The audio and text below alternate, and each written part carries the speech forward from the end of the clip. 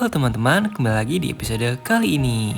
Indonesia dikenal sebagai negara maritim dengan wilayah perairan yang sangat luas dan banyak sumber daya yang dimanfaatkan oleh masyarakat.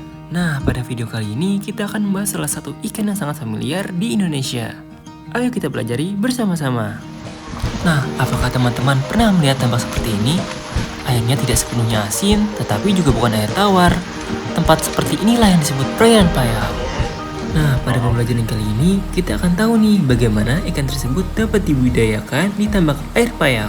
Langsung saja kita bahas ikannya. Ikan bandeng merupakan salah satu ikan konsumsi yang paling banyak ditemukan dan dibudidayakan di Indonesia. Ikan ini hidup di perairan payau seperti tambak dan kawasan pesisir serta mampu beradaptasi dengan perubahan salinitas air. Bandeng dikenal memiliki pertumbuhan yang cepat, daya tahan yang baik, serta nilai ekonomi yang tinggi bagi masyarakat pembudidaya. Tidak heran jika budidaya bandeng menjadi salah satu kegiatan perikanan yang paling berkembang di berbagai daerah pesisir di Indonesia. Melalui pengelolaan tambak yang baik, ikan bandeng tidak hanya menjadi sumber pangan, tetapi juga mendukung perekonomian masyarakat dan berkelanjutan sektor perikanan nasional. Coba teman-teman perhatikan proses panen ikan bandeng pada video ini. Menurut kalian, mengapa ikan bandeng harus dipanen pada waktu yang tepat? Tulis pendapat kalian di kolom komentar ya.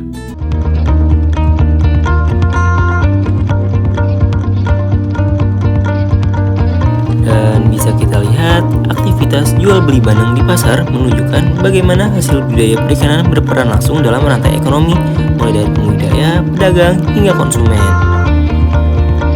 Pada tahap hatchery atau pembenihan, proses produksi bandeng dimulai dari pemilihan induk berkualitas hingga penetasan telur. Telur bandeng kemudian dirawat secara intensif dalam lingkungan yang terkontrol untuk memastikan tingkat kelangsungan hidup larva tetap tinggi. Sekarang coba teman-teman perhatikan larva ikan bandeng ini. Menurut kalian, mengapa perawatan larva bandeng harus dilakukan dengan sangat hati-hati? Diskusikan bersama teman kalian ya, lalu sampaikan pendapat kalian. Dan pada fase ini, kualitas air, pakan alami, serta manajemen pemeliharaan menjadi faktor penting dalam menghasilkan benih bandeng yang sehat dan siap ditebar ke tambak pembesaran.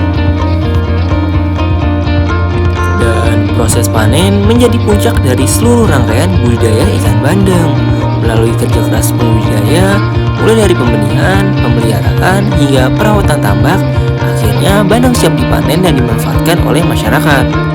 Teman-teman harus tahu nih, panen bandeng tidak hanya menghasilkan produk perikanan berkualitas, tetapi juga menjadi simbol keberhasilan usaha budidaya serta sumber penghidupan bagi masyarakat pesisir.